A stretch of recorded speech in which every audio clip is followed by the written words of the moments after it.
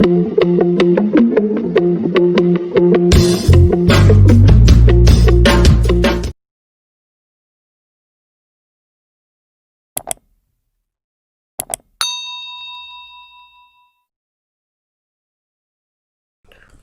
friends, today I will be taking the topic for else loop in Python. I have already discussed about for loop in Python in my previous video, but this is something the extension of for else. So let's see how it works.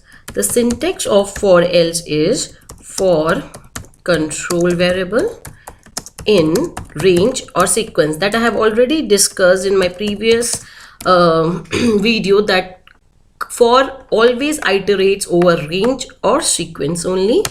Then the statement after leaving certain indentation. So it is necessary. Why? Because to tell the interpreter that statement 1 and statement 2 is the part of for loop. Now I have to write else. So here you have to take care of one thing, that else is not the part, it's not the part of the body of the for loop. Means I'm not going to write it after leaving certain indentation. It will always come in the same level as for loop appears. So these are on both same level. So we this is at this level, so I have to write this else in this level only.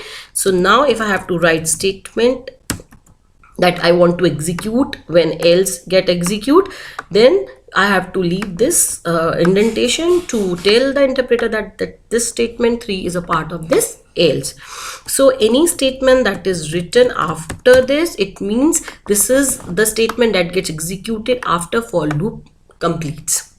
Now see, now the question comes, when this else part get executed. So this else part only executed when this control variable iterates over all the values of range and sequence.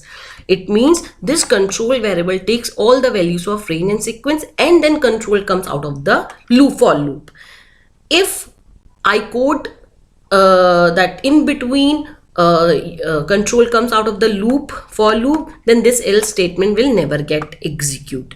So let's see the example to have a clear picture. For I in range. So here the control variable will take or will iterate over the values of range, that is 0, 1, 2, 3 and 4. So if you are going to print here I,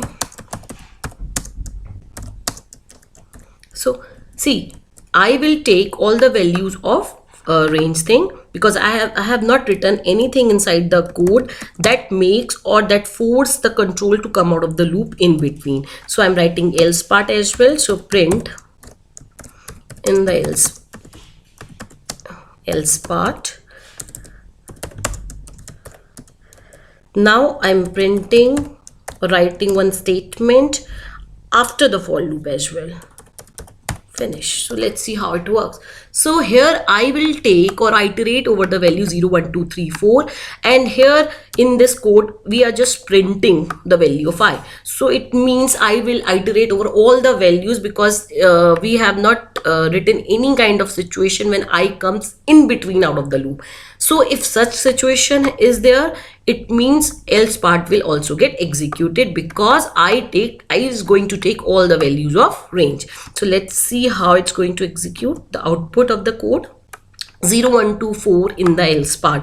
So it takes all the values 0, 1, 2, 3, 4, and then it moves to else part. In the else part, why it moves to else part? Because I has taken all the values. So let's change the code a little bit and see the scenario when the control variable is not going to take all the values of range. So if this situation arises, it means when I become 3, I have put this break. It means when the interpreter encounter this break statement used to force the loop, force the control to come out of the loop that in there.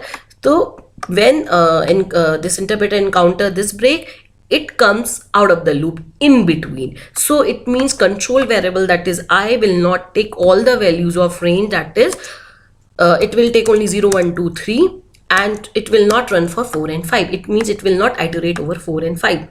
So it means it comes in between, so else part will not get executed. As if also has else statement, so why this else is not, so confusion can comes na whether this else part is associated with this if or not. So why it is not associated? Because this is not at the same level as if I'm going to write, if I'm going to put this way, it means this else is not the part of for loop, this is the part of if, because this else and this if has the same level. So we have to take care of these things while we code. We have to take care of the indentation part and the level on which we have to associate two statements. So here let's see the output. Oops, sorry, we have to remove these as well. Now 0 1 2 3 finish. It means when I reaches 3, the control encounters break. It means it comes out of the loop. It means else will not execute it. So let's take one more variation. Instead of range, I'm going to put here sequence, that is string. Now in this case, in this scenario, I never turns to 3 because I takes the elements of string, that is HELLO. So it will never turn to 3. It means it never execute to break. It means it will never go to else part. Why? So it will go to else part because it will iterate over all the elements of hello. So let's see. HELLO in the else part because I never encounter the break, the control never encounters the break statement. Now instead of 3, let me make it for L. So now if it is L, so it means I turn L after HEL. So it will come out of the loop in between. In this case, else part will not execute. See, HEL finish. So that is how it works. One more thing, that else part is a optional part. It means that if you're not going to write it, it is perfectly fine syntactically. So let's see. See, it is working perfectly fine. So else part, if you want to use it to code the situation that you want to, then you can use, otherwise you can skip that part as well. So that's all. Also, if you want me to take any particular topic, then please do mention on the comment section. Also, if you like my video, then please subscribe my channel. Thank you.